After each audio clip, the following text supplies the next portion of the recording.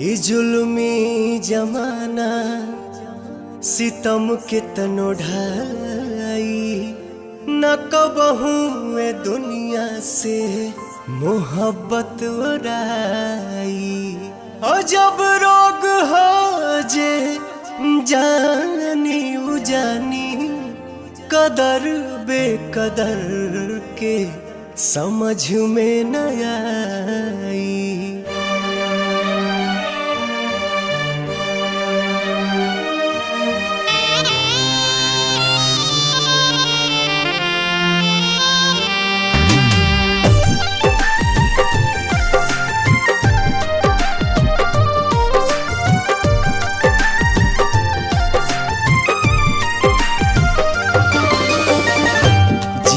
मरे के संग खैली कसम संग ही सहे के रहे सारा सितम।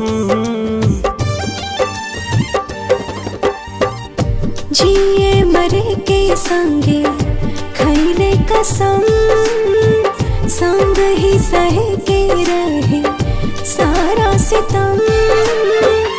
उहे जान भैली अनजान कहे पूछ के बतावा तनी चान। हे चान दूर कहे भैली हमर जान।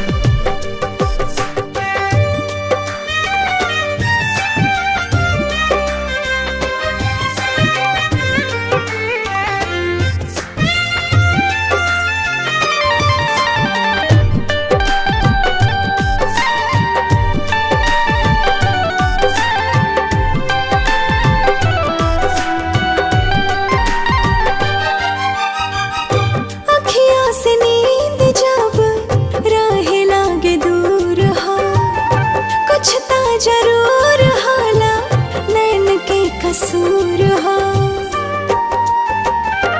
हाँ, काहे के प्रीतिया बनौले भगवान हो। प्रेमी सतावल जाला बाटे परमान हो। ना जाने कैसन बा दिल के जरूरत हो। हर पल निहारेला उनके ही सूरत हो। टूट गइल सारा अरमान काहे पूछ के बतावा तनी चान। हे चान दूर काहे भैली हमर जान।